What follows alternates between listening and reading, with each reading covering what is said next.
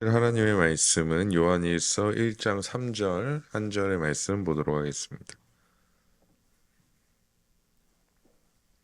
요한일서 1장 3절의 말씀, 우리 한 절의 말씀입니다.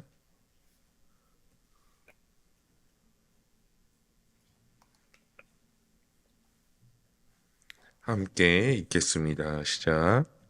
우리가 보고 들은 바를 너희에게도 전함은 너희로 우리와 사귐이 있게 하려 함이니 우리의 사귐은 아버지와 더불어 사는 아멘.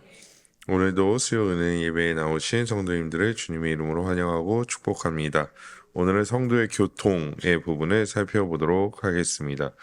성도의 교통, 교제라고 하면 우리는 그저 단순히 우리끼리 모여서 먹고 놀러 가고 마시고 이런 일정 부분의 것으로 생각하게 됩니다. 하지만 이런 것들이 아예 도움이 되지 않는 것은 아니지만 전체적인 어떤 성도의 교제의 전부다라고 얘기할 수는 없다라는 것입니다.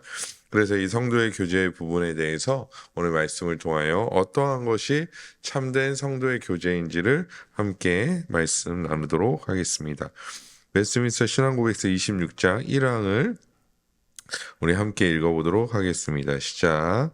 성령과 믿음으로 머리이신 예수 그리스도와 연합한 성도들은 그분의 은혜와 고난과 죽음과 부활과 영광을 통해 그분과 교제를 나누며 서로 사랑하고 서로의 은사와 은혜 안에서 함께 교제합니다. 성도들은 속사람과 겉사람 모두를 아우르는 차원에서 서로를 유익하게 하는 데 도움이 되는 의무들을 공적으로나 사적으로 행해야 할 책임이 있습니다. 우선 신앙고백서는 성도와 예수 그리스도와의 교통을 말하고 있습니다. 그러니까 성도의 교제라는 것은 성도들 간에만 교제하는 것이 아니라 1차적으로는 예수 그리스도와 함께 교제해야 한다라고 말씀하고 있는 것이죠. 그런데 이 교제의 특이점이 무엇이냐면 연합하였다라는 것이죠. 하나 되었다라는 것에서 이 교제가 시작된다라는 것입니다. 로마서 11장 17절의 말씀에 보면요. 또한 가지 얼마가 꺾이었는데 돌 감람나무인 내가 그들 중에 접붙임되어 참 감람나무 뿌리의 진액을 함께 받는 자가 되었은즉. 아멘. 돌 감람나무였던 우리는 이제 참 감람나무의 진액을 함께 받는 자가 되었습니다. 나무의 뿌리인 예수 그리스도의 모든 것이 우리에게 전해진다라는 것이죠. 그래서 모든 성도는 우선 1차적으로 성도라는 이름을 가졌을 때 스스로 존재할 수 없습니다. 즉 가지가 이 바울이 가지로 비유한 이유는 결국엔 가지가 나무를 떠나서는 혼자 존재할 수 없죠. 물론 가지라는 것이 저게 나뭇가지가 떨어져 있네라고 얘기할 수 없지만 그 생명력이 오래 갈 수는 없습니다. 왜냐하면 나무에 연결되어 있지 않기 때문이죠. 예수께서도 그렇고 사도 바울도 이 가지를 성도에 비유하신 이유는 결국에는 성도는 성도라는 이름을 가졌음에도 불구하고 혼자서 스스로 존재할 수 없다라는 것을 말씀하고 있는 것입니다. 그래서 그리스도와 연합되어야 하고 우리는 그리스도와 연합의 상태에서 그리스도께서 우리에게 주시는 모든 것을 받아 누리게 된다라는 것이죠. 여기서 우리가 그리스도와 연합되었습니다. 그래서 우리가 그리스도와 교제합니다. 교통합니다. 그리스도와 함께합니다. 이런 어떤 표현으로 많이 쓰는데요. 여기서 주의해야 할 것은 이런 것들이 그저 느낌적이거나 우리의 고백적인 요소가 아니라 즉 예수께서 우리와 함께 하시는 것은 성도에게는 실제적인 사건이라는 것을 우리는 믿어야 한다라는 것입니다. 만약 그리스도의 연합이 우리의 느낌이나 우리의 고백이라면 그 연합이 인간에게 달린 것이다라고 볼 수 있는 거죠. 우리가 잘 느끼면 우리가 예수님과 함께하고 있구나. 우리가 잘 고백하면 예수님이 우리와 동행하시구나라는 것을 명확히 알겠지만 그렇지 못한다면 결국에는 그리스도와 우리와 함께하고 연합되어 있다는 사실을 깨닫지 못하기 때문에 이 그리스도와의 연합은 인간의 느낌이나 인간의 고백에 그 책임을 넘기지 않는다라는 것입니다. 인간 사이의 일반적인 관계는 어떠합니까? 인간 사이의 일반적인 관계는 누군가 연락을 끊으면 끝입니다. 아무리 10년 동안, 아무리 20년 동안 친하게 지냈어도요, 누군가 한쪽에서 연락을 끊거나 어떠한 기회로 인해서 연락이 끊어지게 되면 결국에는 어떤 인연이 이어가지 못한다라는 거죠. 뭐, 저도 이제 뭐 옛날 사람이죠. 요즘 아이들에 비하면 요즘 아이들에 비하면 진짜 옛날 사람인데요. 저희 때는 이제 졸업 앨범 뒤에 전화번호랑 주소가 다 나와 있었어요. 예, 졸업 앨범 뒤에. 저도 이제 국민학교 출신이거든요. 제가 이제 마지막으로 국민학교 졸업생인데요. 그래서 친구랑 연락하려면요, 그 전화번호를 뒤져서 여보세요, 누구 있어요? 이제 이렇게 해야 됩니다. 근데 이제 그런 것들이 뭐 중학교 올라가고 고등학교 올라가서 잘 안 되다 보니까 저도 초등학교 친구들이랑 한 2명 정도 지금은 밖에 연락이 아니에요. 굉장히 친구가 많았는데 지금은 한 2명 정도도 그냥 어쩌다가 한번 연락하고 만나는 정도지 뭐 자주 연락하지 않죠. 왜 그렇습니까? 시절이 지나다 보니까 또 세월이 지나다 보니까 연락하던 것이 뜸하게 매일 골목에서 만나서 놀다가 또 누구는 이사 가고 누구는 어떻게 하다 보니까 결국에 연락이 뜸해지게 되고 멀어지는 거죠. 인간적인 어떤 관계는요, 결국에는 단절되게 되어 있습니다. 영원한 어떤 관계는 없다라는 것이죠. 누군가는 또한 인간은 모두 다 죽음이라는 것을 맞이하기 때문에 그 죽음이라는 것 때문에 관계성이 영원히 이루어질 수는 없다라는 것입니다. 하지만 그리스도와의 연합 상태에서 이루어지는 그리스도와의 교제는 다르다라는 것입니다. 연합은 하나됨이기 때문에 인간이 그 어떠한 것으로도 끌어낼 수 없다라는 것을 우리는 잘 알고 있다라는 것이죠. 즉 그리스도와 우리가 끊어질 수 없는 것은 그리스도와 우리가 연합되어져 있기 때문이라는 것입니다. 또한 그 이유 중에 하나는 성령이 우리 안에 내주하고 계시기 때문이죠. 신앙 고백서를 다시 한번 보면요. 성령과 믿음으로 머리이신 예수 그리스도와 연합한 성도들은 예수 그리스도와 연합하게 되었는데 그것이 성령과 믿음으로 머리이신 예수 그리스도와 연합하였다라고 말씀하고 있습니다.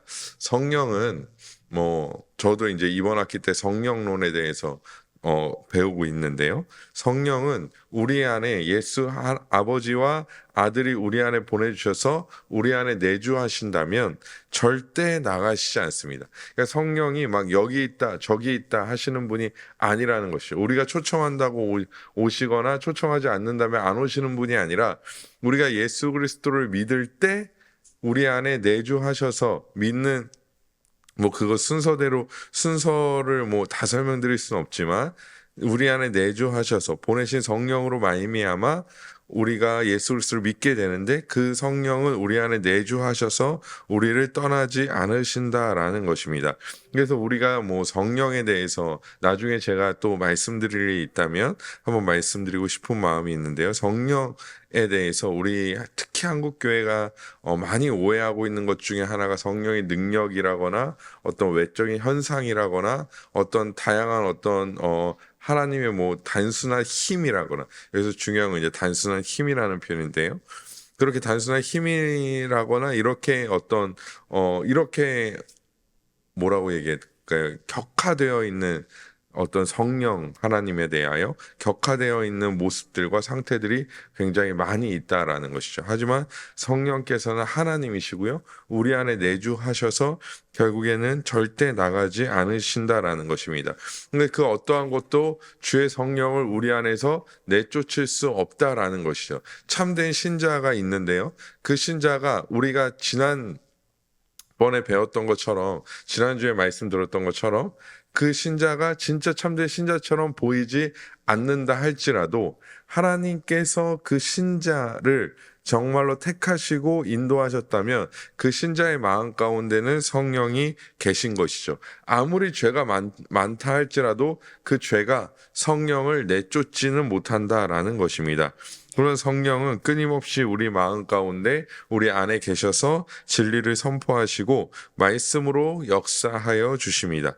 그리고 우리는 선물로 받은 믿음으로 말미암아 그 진리와 말씀을 수납하게 되는 것이죠. 성도는 따라서 믿음으로 이 성령의 역사로 말미암아 또 믿음으로 말미암아 그리스도와 연합되어 있다는 사실을 믿고 살아가는 자들이 되어집니다.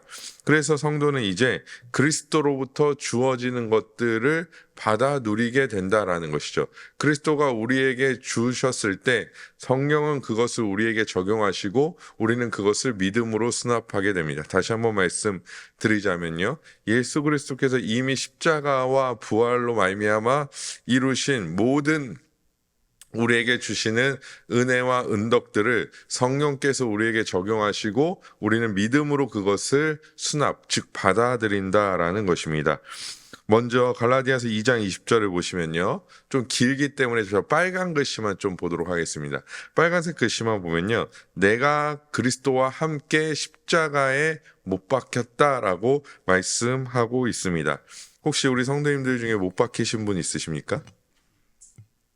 손에 가시만 하나 들어와도 굉장히 불편하잖아요. 여기 이거 떼다가 잘못돼서 여기만 부어도 하루 종일 이게 신경 쓰이고 하루 종일 아프고 하는데요. 사도 바울은 우리가 실제로 그리스도와 함께 못 박히지 않았지만 우리가 함께 그리스도와 못 박혔다라고 증언하고 있습니다. 뿐만 아니라 에베소서 2장 5절에서 6절 보면요. 허물로 죽은 우리를 그리스도와 함께 살리셨고 또한 6절에 보면요. 예수 그리스도 안에서 함께 하늘에 앉히셨다라고 말씀하고 있습니다. 자, 그래서 보면요. 아까 갈라디아서 본문 또 오늘 에베소서 본문을 보면요. 그리스도와 함께라는 저 부분만 딱 떼서 예수 그리스도 안에서 함께라는 부분만 딱 떼서 보면요. 죽으시고 살아나셨고 하늘에 앉으신 것이 다 누구의 일입니까? 그리스도의 일이죠. 예수 그리스도의 일이죠. 하지만 우리가 그리스도와 연합되어 있기 때문에 모든 것이 예수 그리스도와 함께 십자가에 못 박혔다라고 얘기하고 그리스도와 함께 살리셨다라고 얘기하고 그리스도 예수 안에서 하늘에 앉히셨다라고 얘기합니다. 그래서 이 모든 것을 우리는 받아 누리게 된다라는 것이죠. 우리는 사실 아직 하나님의 나라에 올라가지 않았기 때문에 하나님의 나라에 가지 않았기 때문에 예수와 함께 하늘에 앉지 않은 상태. 우리는 이 세상에서 살아가고 있는 것입니다. 그런데 성경에서는 뭐라고 얘기하는 것입니까? 하늘에 이미 앉히셨다라고 말씀하고 있는 것이죠. 그것은 무엇이죠? 신자에게 그것이 예수 그리스도로 말미암아 확정된 것이다라고 말해주고 있는 것입니다.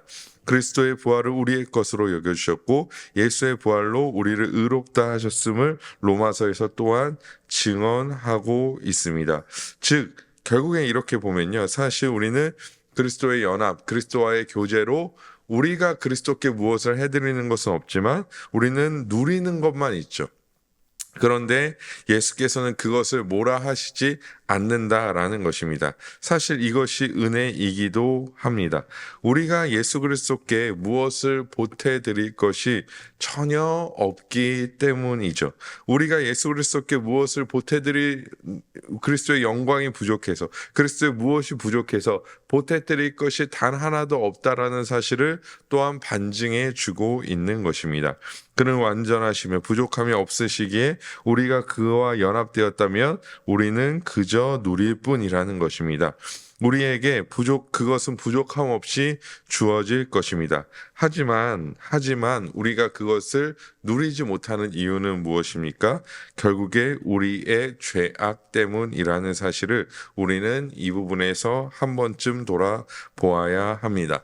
예수 그리스도를 통하여 그리스도와 함께 우리가 연합되어 있기 때문에 수많은 은혜와 은덕들을 우리가 매일의 삶 가운데 누리고 삽니다. 아까 에베소서 말씀에서도 봤듯이 그리스도 예수 예수 안에서 함께 하늘에 앉히시니 이미 앉은 상태인 것이죠. 그 은혜가 우리에게 주어졌기 때문에 우리는 이 땅 가운데 살아가서 고난을 당하고 어려움을 당하고 삶의 힘듦이 찾아와도 우리는 이미 우리가 하나님의 나라에 앉아 있다라는 사실로 말미암아 평안을 누릴 수 있게 되는 것이죠. 그런데 왜 우리가 끊임없이 불안하고 염려하고 걱정하고 또한 이 평안을 참되게 누리지 못합니까? 저도 마찬가지고요. 그것은 우리의 죄악 때문이라는 것입니다. 우린 호세아서에 보면요. 호세아의 아내 고멜이 끊임없이 어떻게 합니까? 나갑니다. 자꾸 집 나가요. 자꾸 집 나갑니다. 왜 그렇습니까?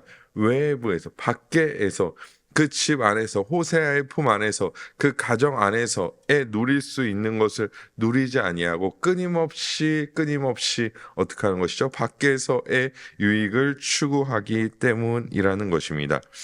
우리가 세상의 것을 사랑하면 당연히 우리는 하나님께서 예수 그리스도를 통하여 주시는 예수 그리스도의 연합과 교제로 말미암아 누리는 이 은혜를 누리지 못할 것입니다. 그리스도께서 주시지 않아서가 아니라 그리스도께서 우리에게 평안을 주시지 않아서가 아니라 순종하지 않기 때문에 우리가 죄악 가운데 있기 때문에 어떻게 되는 것입니까? 그 은혜를 누리지 못하고 살아간다라는 것입니다. 세상의 것에서 위로를 찾으려면 더 당연합니다. 하지만 늘 겸손히 우리의 머리 대신 예수 그리스도를 인정하며 그와 함께하는 삶을 만족하며 살아갈 때에 우리는 예수 그리스도와 함께하는 모든 기쁨을 누릴 수 있다라는 것입니다. 이미 그것은 우리에게 차고 넘치도록 준비되어져 있고 이미 우리는 그런 삶을 살아갈 수 있는 자들이라는 것이죠. 그렇기 때문에 우리가 잠시 잠깐 죄악의 달콤함에 넘어가는 것이 아니라 참된 기쁨을 허락하시고 모든 것을 우리에게 허락하실 예수 그리스도와의 참된 영적인 교제를 마음껏 누리시는 우리 성도님들 되시기를 간절히 소망합니다. 그렇게 예수 그리스도와 연합된 자들은 이제 서로 교제하게 됩니다. 하지만 그리스도 밖에서 성도의 교제는 존재하지 않습니다. 우선 에베소서 2장 22절은 이렇게 말씀합니다. 우리 함께 읽겠습니다. 시작. 너희도 성령 안에서 예수 안에서 함께 지어져 가느니라. 아멘. 누구 안에서 함께 지어져 갑니까? 성령 안에서 그리스도 예수 안에서 함께 지어져 간다라고 말씀하고 있습니다. 그래서 그저 성도의 교제는 인간적인 정을 나누거나 친하게 지내는 것이 아니라 성령 안에서 그리스도 안에서 이루어지는 것입니다. 또한 오늘 요한일서 본문에서 말하는 것은 무엇입니까? 우리 요한일서 1장 3절에 보면요. 빨간 글씨만 보면 우리의 사귐은 아버지와 그의 아들 예수 그리스도와 더불어 누림이라 라고 말씀하고 있습니다. 즉 성도의 교제는 명확하게 삼위일체 하나님을 떠나서는 예수 그리스도를 떠나서는 이루어지지 않고 이루어져서도 안 된다라는 것이죠. 단순히 교회에서 만난 것이 인연이라는 것이 아니라 하나님의 섭리 가운데 그리스도 안에서 성령을 따라 성도는 교제하는 것입니다. 제가 예전에 몇 년 전에 설교할 때는 이런 어떤 인간적인 정과 비슷하게 설교했던 적이 있는 것 같아요. 예를 들어서 이 수많은 교회 중에 우리가 이 한 교회에서 모인 것이 이게 우연이라고 말하기 다 하나님의 섭리다. 그렇기 때문에 우리가 하나 되어서 잘 지내야 한다. 물론 이것도 아예 틀린 말은 아니죠. 한 50% 조금 넘게는 맞는 말일 수 있어요. 왜냐하면 하나님의 섭리도 얘기했고 우연이 아니고 모두 다 하나님의 계획, 작정 아래서 이루어진 하나님의 섭리다라고 얘기했기 때문이죠. 그런데 오늘 신앙 고백서는 무엇입니까? 우리가 그리스도 안에 있기 때문에 삼위 하나님 안에 있기 때문에 참다운 성도의 교제를 나눌 수 있다라고 말하고 있는 것입니다. 그래서 사실 성도의 교제라는 것은 보이는 가시적인 교회 안에서도 물론 가능하지만 비가시적인 교회 안에서도 가능하다라는 것이죠. 왜냐하면 보이지 않지만 우리가 저기 뭐 예를 들어서 뭐 저기 아프리카 어디 교회에 있는 우리나라 말도 모르는 아프리카 성도와 교제할 수 있나요? 뭐 그 전화해 보세요 하면 서로 다른 말 하고 있을 거예요. 뭐 서로 막 다른 말하고 뭐 무슨 말 하는지도 모르. 그럼에도 불구하고 신앙 고백서는 무엇이라고 말씀하고 있죠? 한 성령 안에서 그리스도 안에서 아버지 안에서 서로 교통한다라고 말씀하고 있습니다. 하지만 오늘 신앙 고백서는요. 26장 2항은요. 조금 더 세밀하게 무엇을 가시적인 즉 보이는 교회 안에서 어떤 성도의 교통을 가져야 할지에 대해 얘기해 주고 있습니다. 저희 빨간 글씨로 이제 표현되어져 있는데요. 첫 번째로는 하나님을 예배하는 것입니다. 두 번째로는 서로의 덕을 세우는 다른 영적 의무들을 행하는 것이고요. 세 번째로는 서로의 능력과 필요에 따라 물질을 베풀어 서로를 편안하게 해주는 것이고, 네 번째로는 거룩한 교제와 교통을 끊임없이 유지해야 합니다. 그리고 이런 교제는 하나님이 기회를 허락하시는 대로 처해서 주 예수의 이름을 부르는 모든 사람에게까지 확대되어야 합니다. 여기서 처에서는 가정에서죠. 가정에서 모든 사람들에게 기회가 되는 대로 확대되어야 한다라고 말씀하고 있습니다. 그래서 첫 번째로 신앙고백서를 기준으로 볼 때 성도의 참된 교통 안에 있는 자들은 모여 예배해야 합니다. 초대교회 성도들은 모이기에 힘썼습니다. 예배했습니다. 사도행전과 고린도전서 곳곳에 보면요, 빈번하게 모여서 예배하고 성찬에 참여하는 것을 보여주고 있습니다. 성도들이 모인 교회는 결국에 하나님을 예배해야 하고, 그 예배는 성도의 교제가 이루어지는 아주 중요한 요소가 됩니다. 우리가 사실 예배라는 어떤 것에 대하여 성도의 교제의 부분을 좀 제외하고, 그러니까 제하고 보는 경향이 있습니다. 왜냐하면 예배라는 것은 성도의 교통이라기보다는 하나님께 예배하는 것이다라고 보는 경향이 있기 때문에, 즉 하나님께 영광을 돌리는 것이 예배이지 우리가 교통하는 것은 아니라고 생각하기 때문입니다. 하지만 우리가 예배할 때 신앙 고백서는 명확하게 성도의 교통이 이루어진다라고 말씀하고 있는 것이죠. 왜냐하면 성도가 한 교회에서 모여 예배하며 한 성령 안에서 말씀을 듣고 그것을 행할 때에 성령의 교제가 이루어진다라는 거죠. 성도의 교제가 이루어진다라는 것입니다. 단순히 우리가 외적으로 얘기를 나누고 뭐 커피를 마시고 서로를 격려하고 이런 것만이 성도의 교제가 아니라 한 성령 안에서 한 말씀을 듣는 것도 성도의 교제일 수 있다라는 거죠. 아니, 교제라고 말하고 있는 것입니다. 저는 여기에 덧붙여 함께 하나님을 알아가는 것도 같은 비슷한 맥락으로 이해되어져야 한다라고 생각합니다. 우리 아까도 말씀드렸지만 비가시적 교회 성도들까지 모두 다 모여서 예배드리는 것은 사실 물리적으로 쉽지 않습니다. 우리 다 같이 모여서 우리 이 지구에 있는 온 성도들이 다 같이 모여 예배합시다라는 것은 쉽지 않죠. 우리나라도 그렇지 않습니까? 부활절 연합 예배 해도 모이자 해도 사실 쉽지는 않죠. 쉽지는 않습니다. 허나 우리가 하나님을 예배하고 올바른 성례를, 지난주에 우리가 교회 표지에서 배웠듯이요, 하나님을 예배하고 올바른 성례를 집행할 때 우리는 보이지 않지만 하나님의 나라의 백성으로서 서로 모든 자들은 그리스도 안에서 교제하고 있는 것이다 라는 것을 말씀해 주고 있는 것이죠. 요게 다시 한번 정리해 드리자면 조금 헷갈리실 수 있는데요, 아니 내가 그 사람을 모른다니까 이라고 할 수 있어요. 그런데 그것이 아니라 영적인 교통 안에서, 그리스도 안에서 우리가 함께 예배하고 함께 올바른 성찬에 참여할 때 영적인 교통이 이 보이지 않는 비가시적 성도들 안에서도 이루어지고 있다라는 것입니다. 그렇기 때문에 우리는 예배 드리는 일에 힘쓰는 자들이 되어줘야 한다라는 것이죠. 성도의 온전한 교통을 이루기 위해서도 그리해야 한다라는 것입니다. 또한 가시적 교회 안에서는 서로 덕을 세우는 영적 의무들을 행해야 합니다. 로마서 14장 19절입니다. 그러므로 우리가 화평의 일과 서로 덕을 세우는 일을 힘쓰나니. 아멘. 그래서 영적인 의무를 다해야 되는데요. 신앙 고백서에서도 또 성경에서도 끊임없이 말씀하고 있는 것은 무엇입니까? 덕을 세워야 한다라는 것입니다. 우리가 잘 알다시피 고린도 교회는 다양한 은사들이 존재했습니다. 하지만 그들은 그것으로 자신의 자랑을 삼았다라는 것이죠. 덕을 세우기보다는 다른 자들을 위해 교회에 덕을 세우는 일을 그 은사를 통하여 하기보다는 결국에는 자기 은사를 자랑하기에 바빴고 자기가 어떻게 하면 저 사람보다 더 의롭게 보일까, 그 은사를 가지고 더 뛰어나 보일까만 애썼다라는 것입니다. 그런데 그럴수록 교회는 어떻게 되었습니까? 더 분열하였습니다. 그럴수록 교회는 더 믿음이 약한 자를 돌아보지 않았다라는 것이죠. 그럴수록 교회 안에 죄악이 팽배하게 되었다라는 것입니다. 그렇다면 현대 교회는 어떠할까요?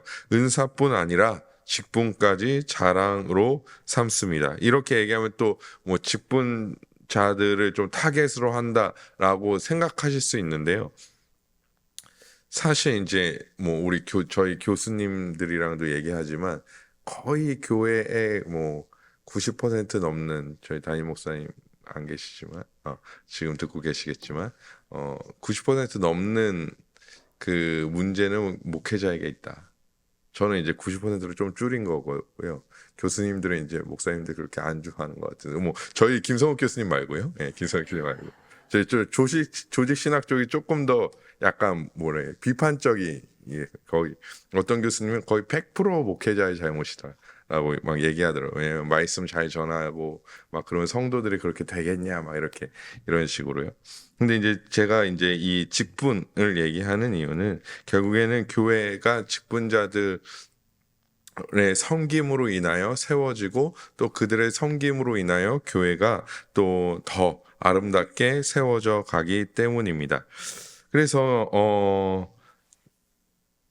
이 교회가 직분이 계급화되어서 이 직분을 가지고 자기의 어떠한 권세를 자랑한다라는 것이죠.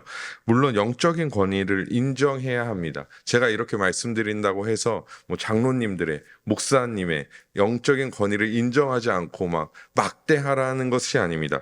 영적인 권위를 인정해야 하지만 절대 그것이 계급화돼서는 안 된다라는 것이죠. 계급화된 적이 있죠. 교회 역사 중에. 언제입니까? 로마 카톨릭이 딱 계급화되어 있습니다. 사제들이 일반 평신도들보다 더 높고 교황이 이 사제들과 일반 평신도보다 더 높습니다. 그래서 교회가 계급화되어져 있는 거죠. 이 교황은 우리랑 성정이 똑같은 사람인데 어떻게 되어 있는 것입니까? 이 사람이 뭔가 더 뛰어난 사람인 것처럼 계급화, 사제들이 더 그렇고요. 더 그렇게 된다라는 것입니다. 하지만 현대 교회에서도 그런 일들이 빈번하게 발생한다라는 것이죠. 교회가 계급화되어 자신이 다른 어떤 사람들보다 더 뛰어난 사람처럼 행동하거나 생각해서는 안 되지만 대부분 그렇게 생각하는 것이 현실이기도 합니다. 하나님이 세우셨다고 한다면 오히려 그것을 자랑하기보다는 더 낮아지고 겸손해야 합니다. 주를 경외함으로 그렇게 해야 한다라는 것이죠. 그래서 누구보다 주어진 직분에 따라 사역하기를 힘써야 한다라는 것입니다. 그것이 덕을 세우는 일인 것이죠. 목회자는 무엇을 해야 합니까? 말씀에 전념해야 합니다. 목사도 이제 장로죠. 말씀 전하는 선출직은 아니지만 그래도 말씀 전하는 장로로서 말씀에 전념해야 합니다. 장로님들과 권사님들은 무엇해야 합니까? 믿음이 연약한 자들을 신방하고 돌아보아야 합니다. 안수 집사님들과 서리 집사님들은 교회의 유지와 운영에 힘써야 합니다. 이것이 이제 어떻게 보면 이 신앙고백서가 작성될 때의 교회 직분을 이제 정리한 내용이죠. 교회 장로는 어떠한 일을 해야 되고, 집사는 어떠한 일을 해야 되고, 이런 것들을 이제 정리한 것이죠. 그런 것들을 우리가 마땅히 감당해야 합니다. 그래서 예전에 저는 그런 얘기도 했었어요. 이제 집사인데, 제가 집사여 본 적은 없지만, 집사인데, 내가 이 사람의 은사가 교회 운영하고, 교회를 돌보고, 이런데 굉장히 탁월한 은사를 가지고 있다. 그러면 이 사람은 장로가 될 것이 아니라 그냥 집사로 있는 거죠. 왜? 이 사람이 집사로 있음에 교회가 더 유익하기 때문에. 저는 사실 그렇게까지도 이제 얘기를 했던 적이 있습니다. 왜냐하면 사람들 만나서 저 같은 사람들이죠. 저 같은 쭈뼛쭈뼛하고 막 이런 사람이 장로님이 되면요, 신방하기도 힘들고, 그죠? 신방하기도 힘들고, 우리 장로님들처럼 이렇게 막 이렇게 해주기도 힘들고. 그런데 그렇죠. 그러면 이런 사람들은 어떤 교회 일하고 교회를 섬기고 교회의 어떤 운영이나 교회 이런 것들에 훨씬 더 탁월하기 때문에 이 사람은 장로가 되기보다는 집사로 남아서 열심히 사역하는 것이 더 맞지 않는가라는 생각까지도 저는 했었던 것 같습니다. 왜냐하면 다 무엇입니까? 교회의 덕을 세워야 하기 때문이죠. 다른 것이 아니라 무언가 내가 이 직분을 가지고 내가 이런 사람이야, 내가 더 올라갔어, 내가 뭔가 일반 성도에서 집사로 올라갔어, 내가 집사에서 장로로 올라갔어, 이렇게 뭔가 계단 올라가듯이 그러는 것이 아니라 정말로 교회의 덕을 세우기 위하여 내가 무엇을 해야 할까를 고민하고 생각하고 그런 직분에 따라서 그 주어진 직분, 하나님께서 맡겨주신 그 직분에 따라서 그 일들을 섬겨 나가야 한다라는 것이죠. 그것이 교회의 덕을 세우는 일입니다. 결국에는 다 교회의 덕을 세우기 위하여 하나님께서 세우신 직분들이지 자랑하라고 세운 것이 절대 아니기 때문입니다. 그래서 제가 청년들한테도 여기 LK몰이나 어디 가서 너무 큰 소리로 목사님이라고 부르지 말라. 목사님 이러면 사람들이 쳐다봐요. 그래서 네. 자랑하라고 세운 것이 절대 아니기 때문입니다. 그래서 사실 인간의 마음이란 이렇게 쉽진 않죠. 저도 이제 그 강도사를 이제 전도사였다가 강도사를 패스하고 이제 강도사가 되잖아요. 그래 강도사에서 이제 목사가 되잖아요. 근데 이제 성도님들은 이제 습관화가 돼 있잖아요. 전사님 부르던 것을 제가 이제 한 교회에서 이제 전도사, 강도사, 목사를 다 했거든요. 근데 이제 성도님들은 이제 습관이 됐잖아요. 오전사님 했는데 제가 이제 거의 화요일쯤 이제 강도사 인허를 받거든요. 그 다음날 주일에 왔는데 오전사님 부르면 이게 약간 서운하죠. 네, 서운한 마음이 생기죠. 제가 목사 안수를 받았는데 오강도사님, 강도사님 그거 어떻게 됐어요? 그러면 예, 이렇게, 티는 안 내지만, 예, 이렇게 됐습니다. 하고선, 이제, 마음속으로는, 네, 목사 안수 받았는데, 모르시나? 약간 이렇게 생각했었던 것 같아요. 지금은 사실, 많이 지나서, 저도 이제 10년이 넘었기 때문에, 안수 받은 지 10년이 넘어서, 그냥, 그런가 보다 하는데요. 사실 이것이 인간의 마음이 사실 쉽지 않죠.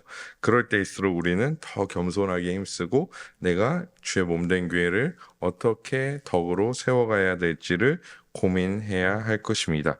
이런 맥락에서 제가 말씀드리자면 진정한 성도의 교제는 결국엔 이렇게 덕을 세우는 명확한 기준을 세우고 영적인 의무를 다하는 것입니다.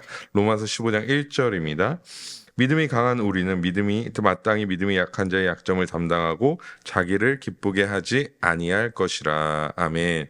믿음이 영적인 의무로 믿음이 약한 자의 약함을 그냥 두고 봐서는 안 된다라는 것입니다. 권면하고 세워가며 함께 예배하기를 힘써야 합니다. 뿐만 아니라 삶의 어려움이 영적인 어려움으로 연결됐다면, 사실 이런 분들이 많이 있죠. 삶의 어려움이 다가오면요, 영적인 어려움으로 이어질 수밖에 없습니다. 왜냐하면 우리는 전인격적이기 때문에 삶의 어려움이나 육체의 어려움, 제가 아파요, 그런 사실 영적으로 무뎌질 수밖에 없겠죠. 그럴 때 우리는 참된 위로를 전해야 됩니다. 들어주고 기다려주며 우리의 위로는 오직 예수 그리스도로부터 옴을 알려줘야 합니다. 또한 서로를 위해 기도하고 권면하고 격려하는 일이 우리 안에 있어야 합니다. 하나님을 알아가자고 권면해야 하고 예배하자고 권면해야 합니다. 그것이 영적인 의무이고 교회의 덕을 세우는 일입니다. 사실 제가 전에 교회에서 사역할 때 한 청년이 이런 일들을 좀 담당했던 청년이 있어요.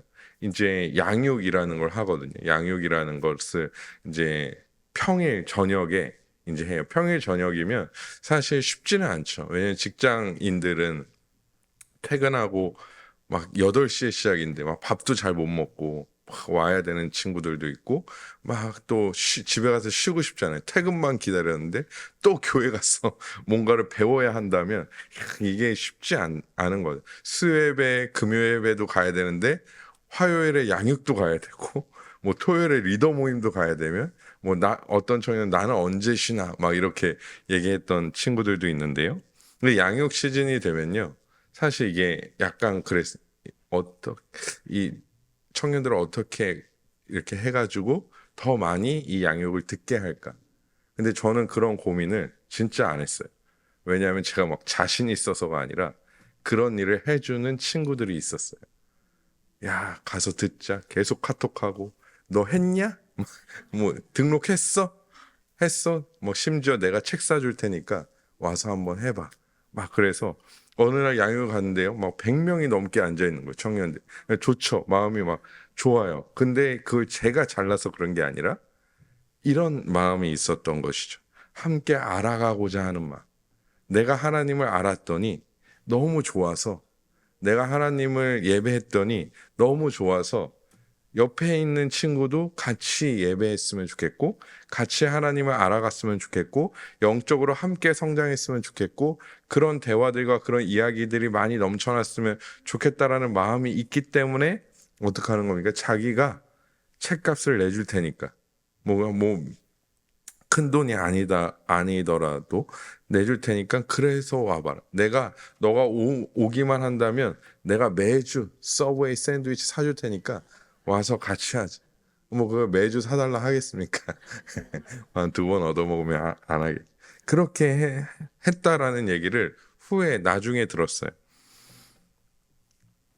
그것이 사실 성도의 교제라는 것이죠. 그것이 영적인 의무라는 것입니다. 그것이 교회의 덕을 세우는 일이라는 것입니다.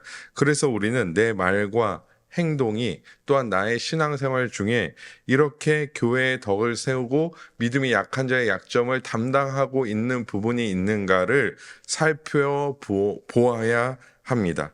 나만 신앙생활 잘하는 것은요, 어렵지 않아요. 나만 하나님의 뜻에 따라서 살아가는 것은요, 어렵지 않아요. 하지만 우리는 나만이 아니라 함께 세워져 가야 합니다.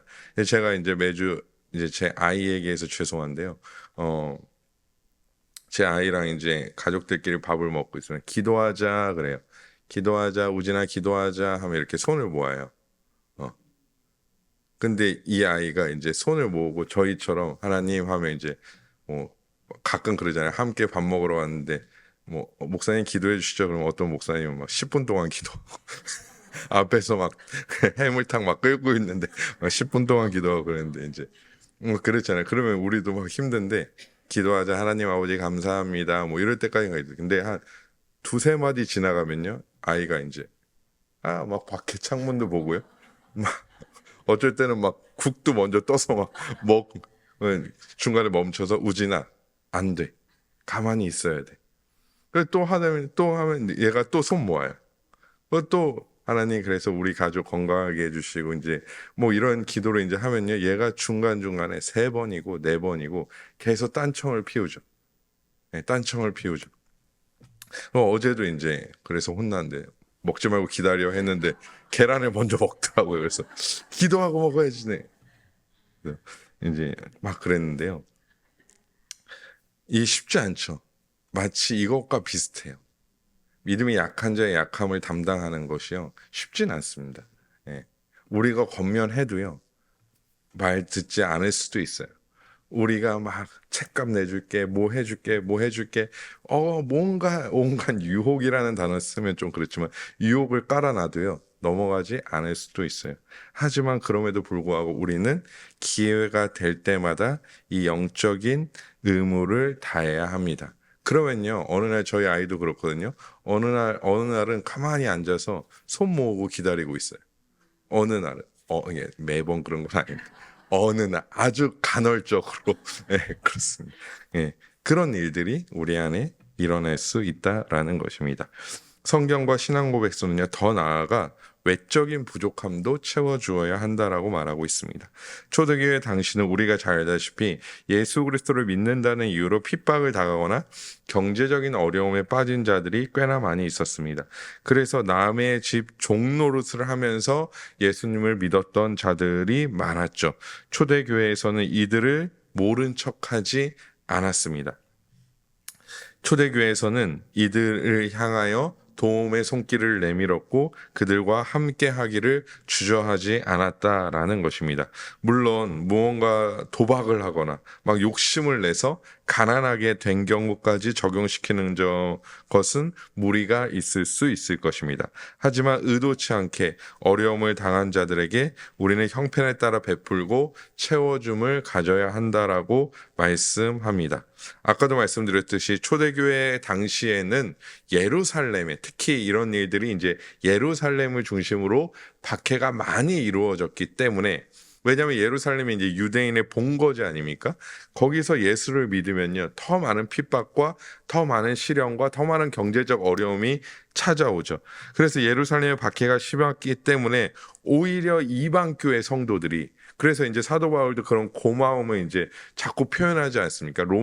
사실 로마서를 쓴 배경 중에 하나도 성경헌금을 보내주거나 구제헌금을 보내주었기 때문이잖아요. 빌립보 교회 성도들에게도 마찬가지고요. 그래서 그런 이방인들이 어떻게 한 거죠? 거꾸로라는 표현이 좀 그렇긴 하지만 거꾸로 예루살렘에 있는 유대 그리스도인들을 도와주는 한 번도 만나본 적이 없지만 도와주는 그런 일들을 우리는 성경을 통하여 알고 있습니다. 성경은 합리적으로 다른 자들에게 사랑을 베풀어야 한다라고 말씀하고 있죠. 그래서 믿음이 강한 자는 약한 자를, 외적인 풍요를 가진 자들은 어려운 자를 향해 그리해야 한다라고 말씀하고 있습니다. 그래서 그들이 그런 것에 매여 하나님을 온전하게 예배하지 못하거나 교회를 섬기지 못하는 일을 우리가 어떻게 해야 된다는 것이죠. 도와주어야 한다라고 말씀하고 있는 것이죠. 종노릇하고 삶이 어려우면 사실 마음이 어려워져서 예배하는 일이나 교회를 섬기는 일에 소홀해질 수밖에 없는데 그런 일들이 소홀해지지 않도록 함께 채워 나가야 한다라는 것입니다. 심지어 사도 바울은 고린도전서에서 뭐라고 얘기합니까? 고린도 교회 성도들에게 너희들이 배불리 먹고 싶으면 집에 가서 먹으라고 얘기. 그들이 함께 모여서 먹고 마시잖아요. 먹고 마시는 일이 있는데요. 쉽게 표현하면 이런 것 같아요. 이 재정적으로 부유하지 않아서 부족해서 일하는 자들은 모이는 이 시간도 늦어지겠죠. 열심히 일하고 있으니까. 그런데 풍요한 자들은 어떻습니까? 얼른 모여 있는 거죠. 근데 그 풍요한 자들이 얼른 모여서 어떻게 해요? 먼저 먹는 겁니다. 그러니까 사도 바울이 제 표현에는 그렇게 많이 먹으려면 배부르게 먹으려면 집에 가서 먹으라. 너네 때문에 먹을 게 없다. 뒤에 가난한 자들이 힘든 자들이 그러니까 너네가 배불리 먹을 거면 집에 가서 먹으라라고 얘기하는 거죠. 왜냐하면 그들이 교회에서 그런 체험을 받고 온전히 교회를 위해 또한 섬기고 교회의 덕을 세우는 일들을 하기 위하여 우리 또한 외적으로도 채워주는 자들이 되어줘야 한다라는 것이죠. 저도 한 20살 때 이제 기억에는 20살인지 21살인지는 명확하지 않는데요. 이제 청소년 캠프 해주는 그런 기독교 단체에 속해져 있었습니다. 그곳에서 이제 이 방학 때 캠프를 마치면요, 또 바로 이어서 어떤 사역을 하면요, 왜 해외에 나가서 이제 사역을 해요. 이제 해외에 뭐 교회들을 이제 투어하거나 아니면 해외의 어떤 채플들을 투어하면서 이제 예배해 주는 사역들을 하는데요. 그때 이제 제가 함께 했던 그 사역은 이제 사이판에 있는 교회와 채플을 섬기는 일을 이제 일주일 동안 사이판에 있는 교회들을 막 돌아다니면서 또 학교들을 다니면서 그런 이제 채플들을 이제 했는데요. 그때 당시 회비가 제 기억으로 한 50만 원 정도 했던 것 같습니다. 비행기 값 다 포함해서 일주일 체류하는 비용이 한 50만 원 정도 되었던 것 같습니다. 그런데 그때 당시 이제 저는 대학생이기도 했고요. 또한 그때 당시까지만 해도 집안 형편이 막 넉넉하지 않았기 때문에 사실 이제 저는 이제 50만 원이란 얘기를 듣고 갈 생각도 이제 안 하고 그냥 저는 기도로 동역하겠습니다라고 해서 기도 모임에 참석해서 그 준비하는 자들을 함께 기도로 협력하고 함께 이제 응원해주는 그런 일을 담당하고 있었어요. 그런데 어느 날 단체 리더분이 저를 이렇게 부르시더라고요. 세훈아 이렇게 부르시더니 어떤 분이 저를 딱 찍어서 내가 세훈이 돈을 대신 내줄게요. 얘를 보내주세요. 라고 이제 얘기했다는 거예요. 물론 그분을 비밀로 해달라고 했지만, 리더분이 누군지까지 이제 상세히 다 얘기해 주었던 기억이 있습니다. 그분의 이제 얘기가 이랬어요. 근데 나중에 알고 보니까 그분이 회사원이셨는데요. 이분이 너무 이제 자기가 가고 싶어서 회사의 연차, 뭐, 휴가 이런 것들을 막 알아봤대요. 근데 그 일이 이제 한 20년 전 일이잖아요. 예. 제가 그렇게 젊지 않기 때문에 한 20년 전 일이에요. 그래서 그때는 뭐 연차, 휴가 이런 것도 막 눈치도 봐야 되고 막 자유롭게 쓰지 못할 시절이니까 막 그렇게 이제 협의를 회사와 해봤는데 이제 안 되는 거예요.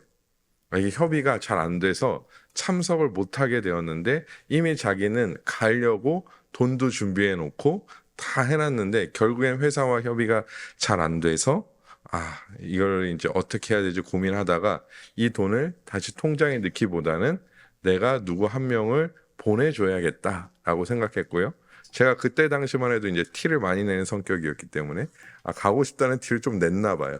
그랬더니 그분이 저를 딱 찍어서 세훈이를 좀 보내주셨으면 좋겠습니다라고 얘기를 해서 이제 가게 됐어요. 그것도 이제 또 저희 모교회에서 제가 이제 간다는 소문을 듣고 성도님들의 이제 십시일반 또 모아서 거기서 제가 체류하고 또 이제 좀 잘 지낼 수 있도록 도와주었던 그런 기억이 제가 가지고 있습니다. 사실 저는 그래서 그곳에 가서 열심히 사역했고 당시 어떤 그 사역에 미천하나마 도움이 되었던 것으로 기억하고 있습니다. 제가 이런 말씀을 왜 드리냐면요. 결국에는 우리가 주의 몸된 교회와 하나님의 일을 하기 위하여 우리가 이런 외적인 부분도 함께 채워가야 한다라는 것이죠.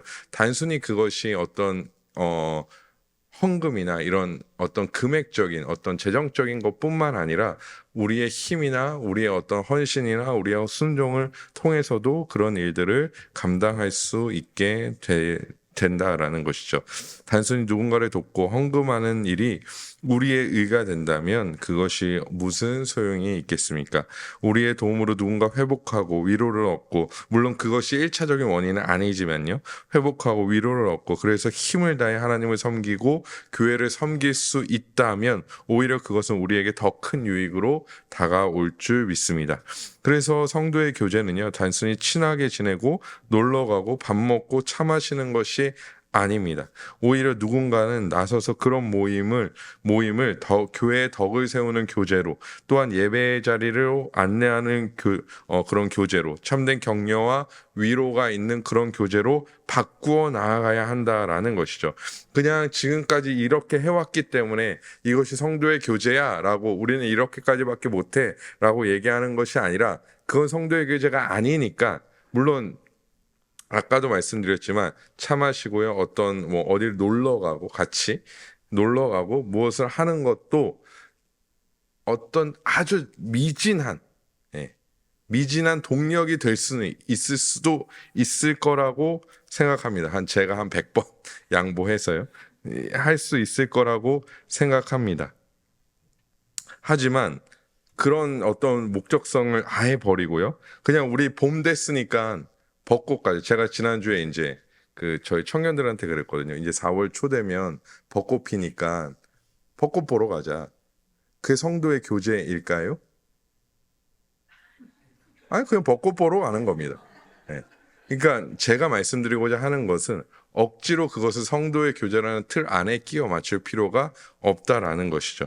그냥 노는 겁니다. 교회 사람들이랑 놀면 되는 거죠. 예. 같이 모여서 운동하는 거 성도의 교제 아닙니다. 물론 그것을 통해서 어떤 미진한 시작점이 뭔가 교회로 오는 시작점이 될 수 있지만요. 특히 제가 지금 교회 축구단에서 선한 것이 나온 경험이 단 한 번도 없기 때문에 특히 교회 축구단에서 선한 것이 나온 경험이 단 한 번도 없기 때문에 그냥 운동하는 것이죠. 그것이 도구가 될 수 있지만 궁극적인 성도의 교제가 될 수는 없습니다. 왜냐하면 거룩이 배제돼서는 안 되기 때문이죠. 교회에 덕을 세우는 것이 배제돼서는 안 되기 때문입니다. 더 거룩을 추구하고 나아가야 합니다. 그래서 신앙고백서는 성도의 교제에 있어서 주의해야 할 점을 말합니다. 웨스트민스터 신앙고백서 26장 3절인데요. 성도들이 그리스도의 교제를 나눈다고 해서 신성의 본질에 참여하거나 그리스도와 모든 점에서 동등하게 되는 것은 결코 아닙니다. 그래서 쭉쭉 내려가세요. 성도들끼리의 교제는 물건과 소유에 대한 각 사람의 권리와 재산권을 침해하지 말아야 합니다. 이렇게 두 가지로 얘기하고 있습니다. 간단히 짚고 넘어가면 첫 번째는 우리가 다른 자들을 사랑하고 섬긴다고 해서 우리가 그리스도와 같은 섬김을 가졌다라고 볼 수는 없다라는 것이죠. 그렇게 인정받아서도 안 된다라는 것입니다. 우리가 그리스도와 연합되었다고 해서 속성의 교류까지 가지고 있는 것은 아닙니다. 여기서 교류라는 것은 교통이라는 의미가 아니라요. 혼합되거나 섞인다라는 의미입니다. 우리가 그리스도와 연합되었다라고 해서 우리가 그리스도의 어떤 속성과 그리스도의 존재와 섞이거나 혼합되는 것은 아니죠. 왜냐하면 우리는 중보자가 될 수 없고 우리는 위로 그 자체가 될 수 없습니다. 위로는 오직 예수 그리스도뿐이시라는 것이죠. 우리가 그들의 진정한 힘이 되어줄 수는 없다라는 것입니다. 우리가 격려할 수 있지만 위로할 수 있지만 그 위로의 근본은 예수 그리스도지 우리가 아니라는 것이죠. 그래서 우리가 누군가를 사랑했다라고 해서 우리가 그 예수 그리스도의 이름으로 누군가를 격려하고 세워졌다고 해서 심지어 그 사람이 아주 위대한 하나님의 사람이 되었다라고 해서 우리가 그리스도와 같이 되는 것은 아니다라는 것입니다. 오직 그리스도 때문이라는 것이죠. 심지어 그런 섬김이 아주 뛰어난 사람이 있다라고 해서 그 영광을 그 사람에게 돌려서는 안 됩니다. 우리는 사랑하고 섬기고 교제하되 누군가가 타인이나 교회의 머리의 자리에 앉는 것을 늘 경계해야 합니다. 제가 이제 교회 부분 첫 시간에 말씀드릴 때 말씀드렸듯이 이런 섬김이 아주 뛰어나다고 해서 그 사람이 교회의 머리에 앉아서는 안 된다라는 것이죠. 그저 우리는 우리의 할 일을 할 뿐입니다.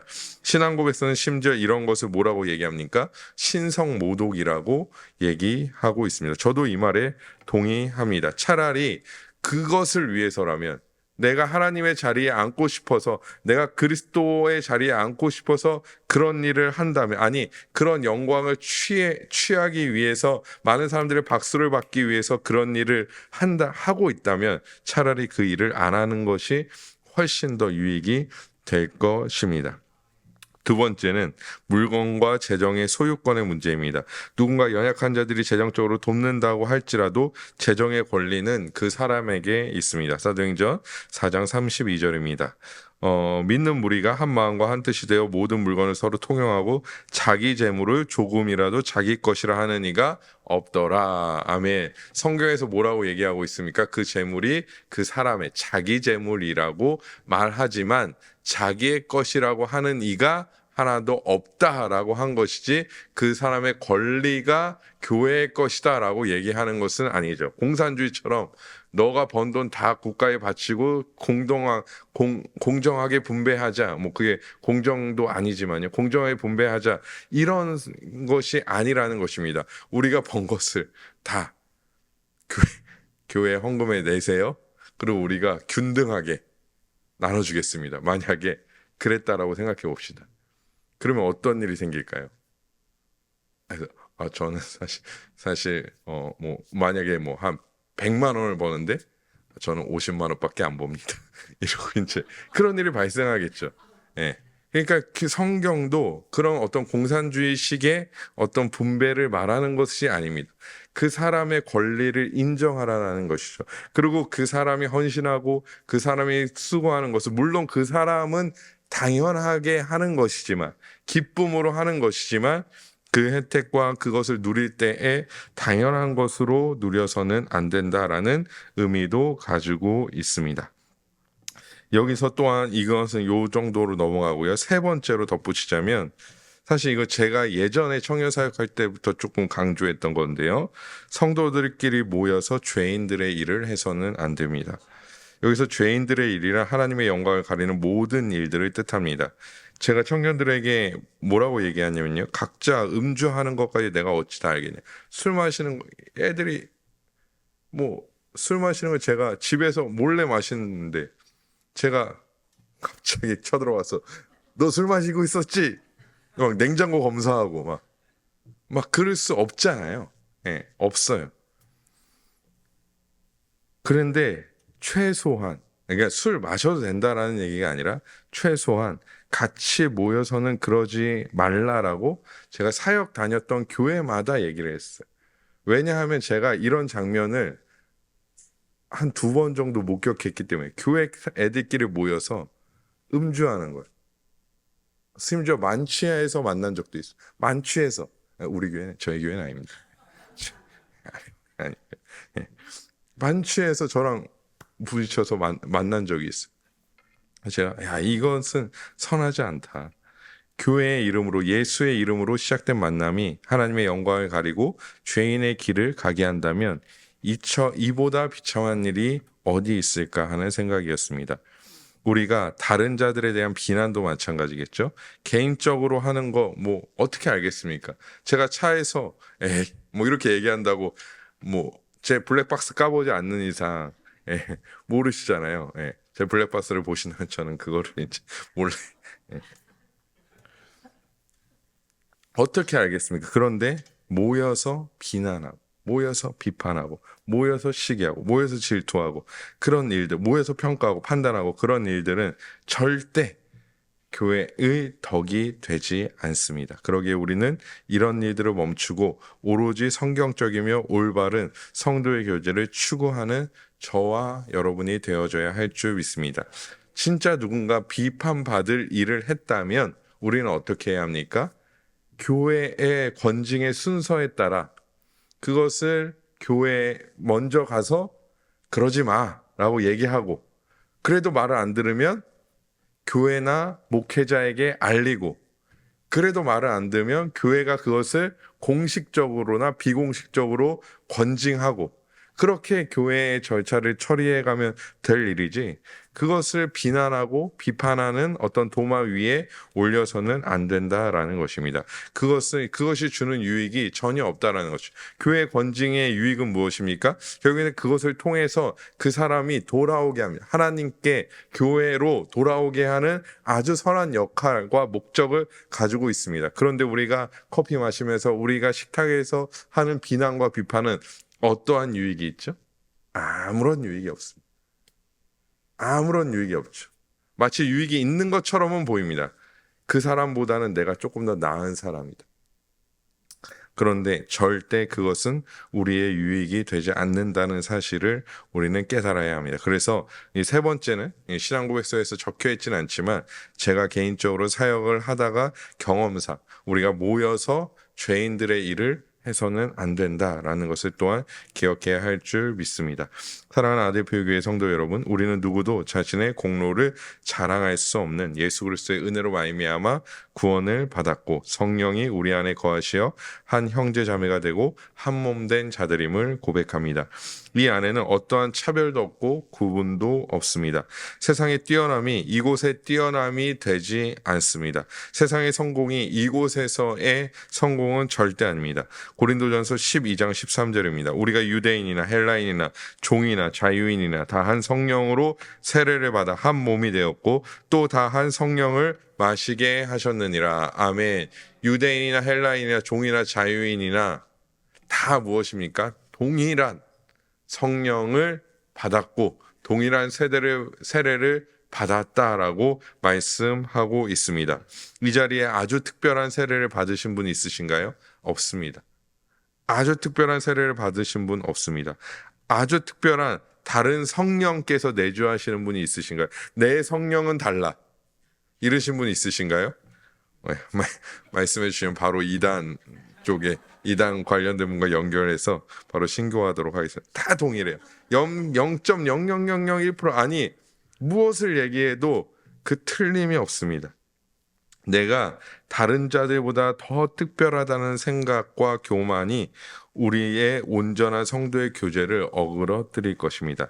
하지만 우리가 나의 어떠함을 탁 내려놓고 오직 예수 안에서 우리가 하나라는 사실을 고백하며 인정한다면 주님이 원하시는 참된 성도의 교제가 우리 안에 넘쳐날 줄 믿습니다.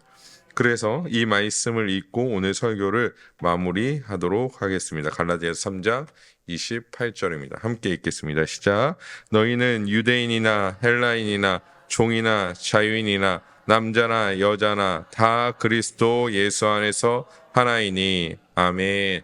우리가 모두 차별 없이 하나인 줄 믿습니다. 참된 성도의 교제가 우리 교회 안에 넘쳐나기를 주님의 이름으로 간절히 소망합니다.